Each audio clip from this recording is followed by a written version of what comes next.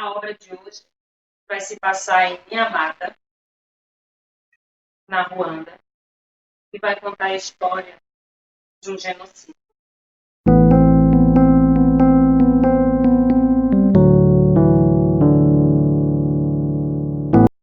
Olá, pessoal. Eu sou Kênia, você está no Cabe na Estante, e o livro de hoje é Baratas, da Scholastic Mukasonga. A Mukasonga, ela é de Ruanda, né? E ela vai falar numa trilogia, incluindo A Mulher dos Pés Descalços, Nossa Senhora do Nilo e Baratas, uma trilogia que vai falar das memórias dessa mulher que trata de memórias que, em parte, ela não viveu, mas que ela fez questão de retratar, de relatar, para que nós não esqueçamos que no mundo acontecem tragédias e acontecem absurdos que a gente não pode esquecer.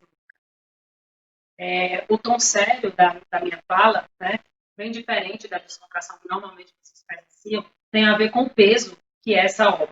O Caçanga, logo na abertura do Baratas, ela vai fazer uma lista, né, muito dolorosa, inclusive, para quem está lendo, e para ela deve ter sido assim, extremamente doloroso, de quantos da família dela morreram no genocídio que Ruanda sofreu. Começa na década de 60 o problema, né, vai até a década de 90 os relatos da Mukasonga nesse livro Baratas. Ela vai começar a listar fulano de tal, que é a irmã, cunhado, filho, sobrinhos dela no caso. Outro irmão com a esposa e mais um bocado de filho. O cunhado com os filhos. A esposa, ou a outra irmã com um monte de filho. O pai, a mãe, ou seja, no total ela perdeu 37 membros próximos da família, sem falar primos e amigos, porque as comunidades de Ruanda, né, principalmente da zona rural, elas são uma grande família, né, tem uma lógica de viver tribal que é bonito, né, que eles se consideram uma grande família, mas ela fez essa lista de 37 pessoas só dos parentes dela mais próximos, entre irmãos, cunhados e sobrinhos e pai e mãe. A Mukasonga, né, a escola de Mukasonga, ela vai relatar, então, desde a década de 60, quando ela ainda morava em Congo, e a sua comunidade foi invadida pelos Hutus, lembrando que a Mukasonga é uma Tutsi. Tutsi e Hutus são dois grupos étnicos distintos, que na verdade é um povo só. Por que a gente está dizendo que eles são distintos, então? Porque a colonização europeia, ao chegar em Ruanda, decidiu diferenciar esses grupos pelo que eles consideraram diferenças físicas. Um grupo que era mais claro, do cabelo, sei lá como, do nariz mais afilado, traços mais afilados, era um grupo étnico, e esses outros mais escuros, com outra forma de nariz, outra forma de rosto, de cabelo, eram de outra etnia, colocando dentro de um país uma rivalidade que não era para existir, porque eles são um povo só, mas uma rivalidade que vai ser chegada ao extremo de um grupo de Ruanda exterminar, eu estou falando exterminar outro grupo do mesmo país, do seu próprio povo.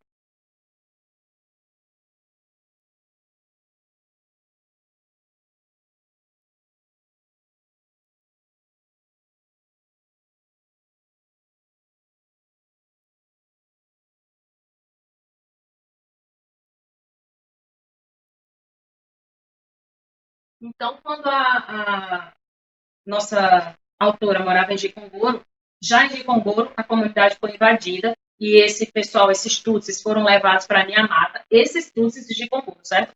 Várias comunidades ao longo de Ruanda foram deslocados para outras comunidades mais afastadas, que não tinham nada, e ela viveu uma infância super difícil, uma infância que faltava alimento, que faltava saúde, faltava tudo, emprego, né? E esses tutsis passaram, a partir da década de 60, a conviver em situações extremamente difíceis, porque eles eram tutsis. O medo foi o sentimento que acompanhou os tutsis, desde esse momento, desde a década de 60, até viver o genocídio final na década de 90.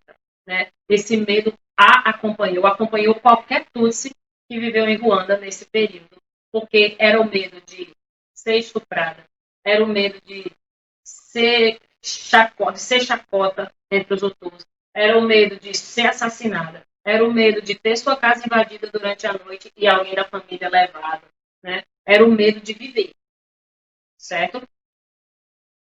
Aliás, viver para a Mukasonga se tornou um peso. A gente vai já falar sobre isso. A Mukasonga, ela, uma coisa muito bonita nessa obra, assim, é a preocupação e a importância que a comunidade dá aos estudos.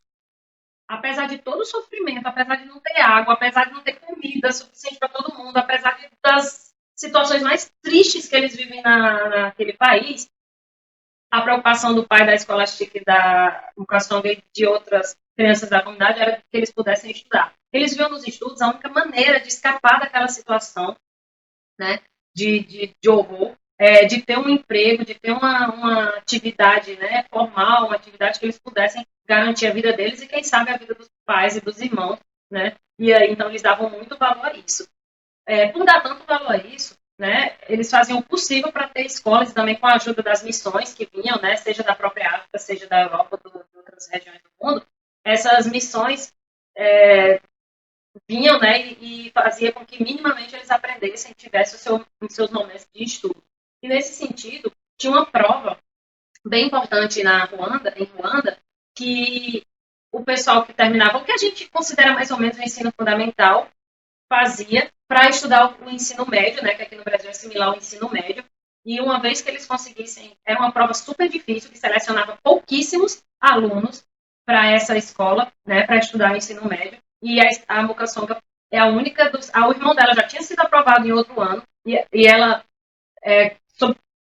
em outra situação, certo, de vida, e ela foi aprovada quando chegou a vez dela, e estudou o ensino secundário. Logo em seguida, ela começou a estudar o ensino médio, ou o ensino superior, fazer assistência social, serviço social, o ensino superior na faculdade, e foi quando ela precisou fugir no meio da noite para o Burundi, que é o país vizinho, vou botar aqui, não, o Burundi é o país vizinho da Ruanda, precisou fugir de noite da Ruanda para o Burundi, e no meio da madrugada, né, e lá ela e o irmão dela, que é esse o peso que ela vive o resto da vida dela, ela e o irmão dela foram os escolhidos numa determinada madrugada de um determinado dia, ela e o irmão dela, André, foram os escolhidos para sobreviver, né?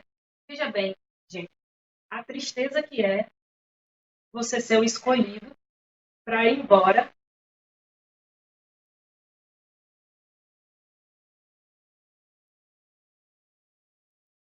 e abandonar a sua família para ser morta.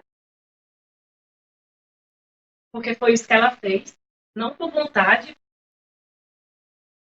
né? Ninguém faz isso porque quer, mas foi isso que ela fez e ela considerou que era o mínimo que ela poderia fazer, era contar essa história, deixar essas memórias. O livro ele também traz lembranças, memórias boas, né? Memórias da cultura e dos hábitos vivenciados pelo povo de Ruanda, que é muito interessante saber, né? A produção da cerveja a partir da banana, as suas crenças religiosas, os seus rituais de casamento, tinham seus momentos de alegria. Por exemplo, um momento bem importante de alegria que ela fala que, né, foi quando ela entrou na universidade, porque ela vivia um mundo de opressão no ensino médio. Por ser Tutsi, ela tinha que ser melhor do que as outras.